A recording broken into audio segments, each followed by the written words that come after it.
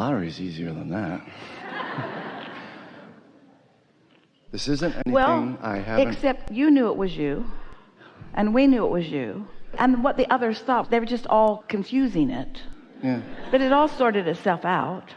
Yeah? It always does. And I went with the crowd, which is what I do. Which is what we were just talking about. Right. Exactly what we were just talking about. This isn't anything I haven't heard on your many tapes for several years, but I'm hearing it in a different way. I have my questions, I have my statements. My statements are, I'm not worthy, life is hard, all of that, and as people sit in the hot seat, all of that melts away.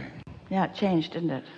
It changed, yeah, and I've started doing something different. I've got some time off now, and I'm working out every day, and I'm on the elliptical and reading The Vortex. It's the first time I've read you, although we've had the book for a long time. And there is something in the physical sweating and breathing and that alchemy of releasing and the positive endorphins with reading something spiritual that takes me to another level. And I'm hearing things in that book. I'm seeing things in that book that are striking. Like, for example, you write about how there is somebody in their office and their boss is a bully. And so they quit their job and they go to another job. And of course you write, no matter where you go, there you are. And what struck me about that was you said that the energy of them moving to another job or a state or an apartment is less than the energy of their vibration. Their vibration energy is stronger than the physical moving away. Well, we are always speaking about the leverage of power in alignment. And when someone is unhappy where they are and they identify the reasons that they are unhappy, and then they move to another place thinking that they will be happy, they never are, because they didn't accomplish the vibrational shift before they began to take action. So of course the next environment has to produce for them the same results because they didn't shift at the core. Yeah, that really struck me in a very powerful way. I've been dealing with a couple of beliefs, but what I do is I've been pivoting.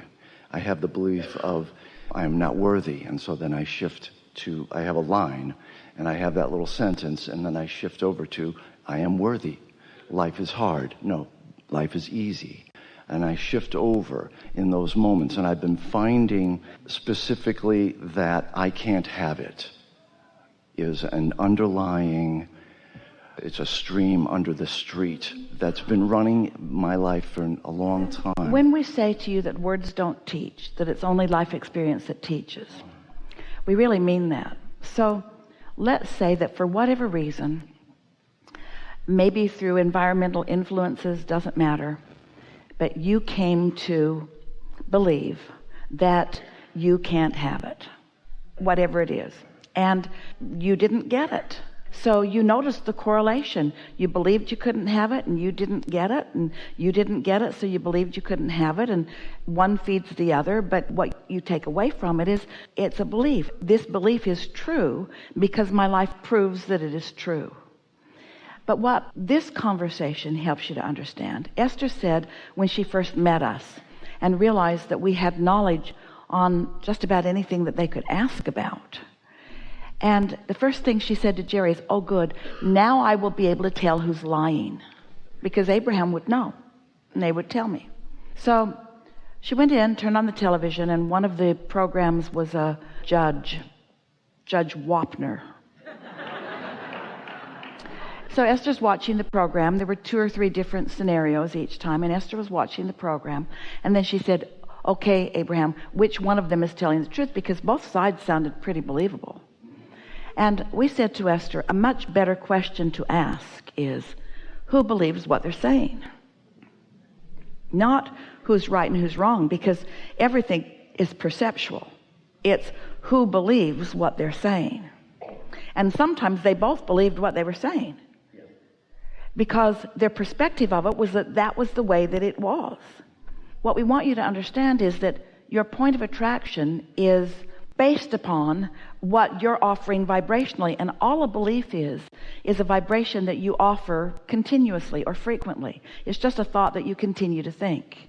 So when Esther would say, but Abraham, it's true, we would say that's not a good criteria for giving your attention to something, because all something being true for someone means is that they focused it into reality.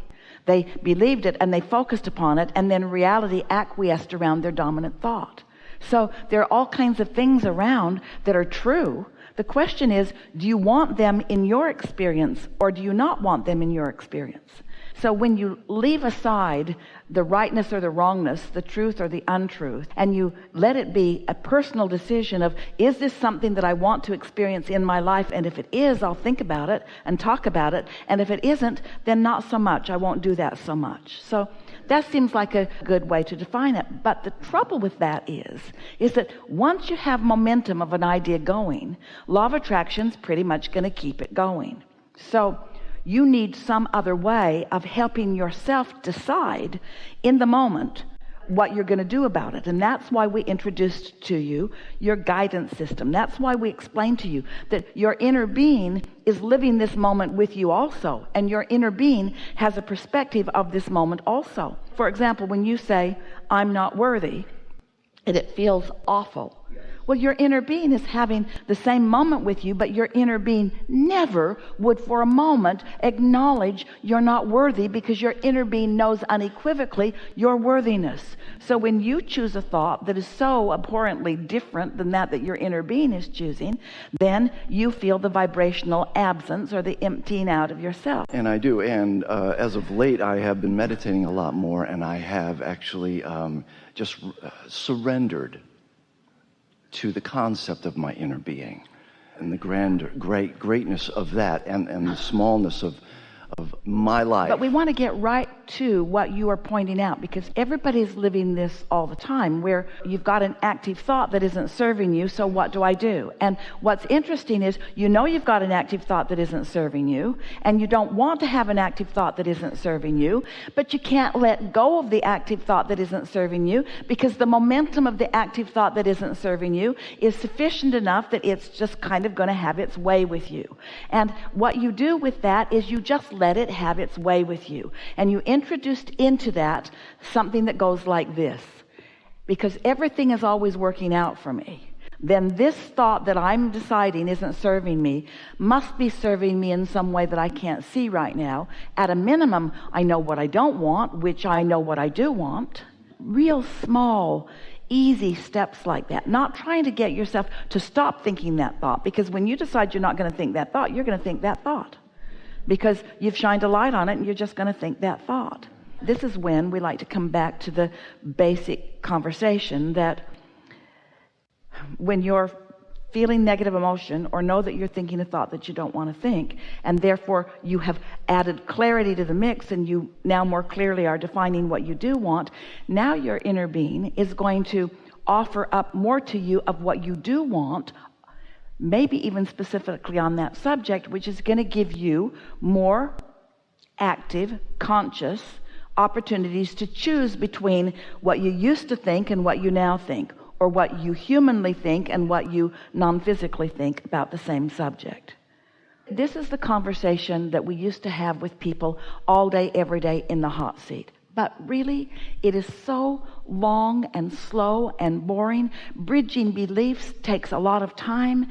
There is an easier way, and the easier way is understanding that you've asked for it and it's already there, and if you'll chill and stop your mind from thinking every single moment, that your vibration will rise, and what your inner being thinks about that will begin to occur to you.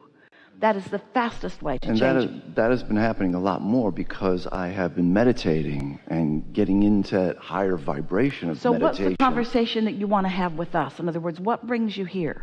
We don't mean here, we mean to this moment in time, because we know you had some things you thought you might want to think about that have evolved during the day. So where are you now on this subject? People talk about affirmations all the time, and we say, don't affirm unless you know you're in alignment. because what you affirm is a strong statement that the universe is going to respond to.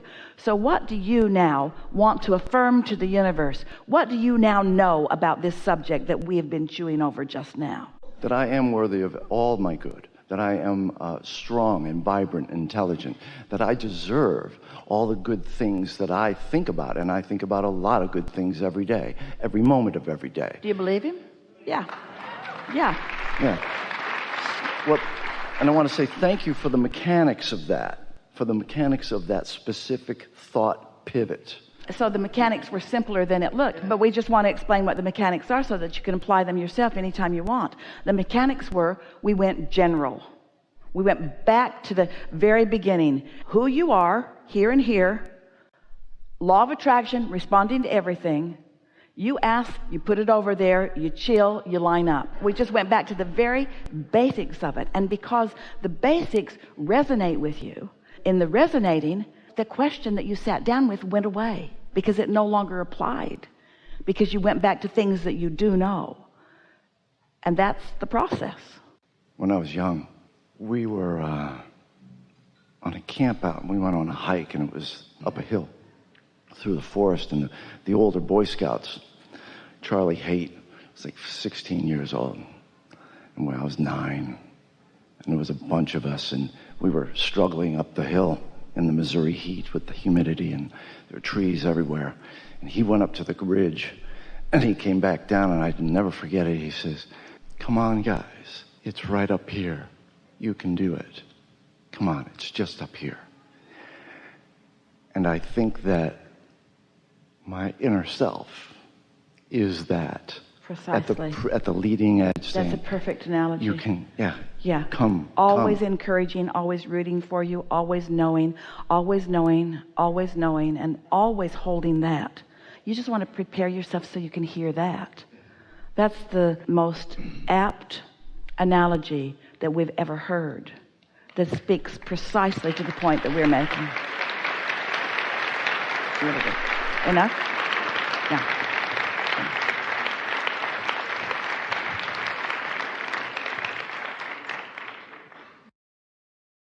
Thank you. Yeah. I was invited the first time here by a friend of mine, and I have been greatly enlightened. From a young age, I knew I was powerful and connected to Source. Yeah. And contrast has brought me to this place today. Yeah. Then we are happy for the contrast. Yes. So what do you want to chew about? Well, as I said, contrast is developing me into the person that I'm becoming. And there's some big moments ahead, and I know there are. Yeah. I've had the good feeling emotions.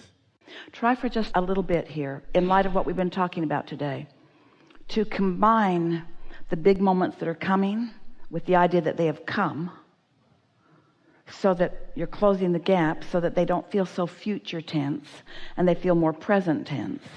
You get a sense of what we're going for here? Yes. Because it's just a perception away to allow those vibrations or thoughts to turn to things. And so the conversation that you have about it and the knowledge that you have about it lengthens the time or shortens the time before you get the thrill of seeing the manifestation of it. Yes? Yes. Yeah. You followed that? I do. Yes, you did. And I know, as you say it, but in our mindsets, we sometimes tend to screw it up. Screw it up. We know. Yeah. Stop it. Yes. Okay. And it's been wonderful. I mean, all the talks that's gone forth. Yeah. And I get that. I grasp it. I really do. We know you do. Enough? Yes. Really good. Yeah.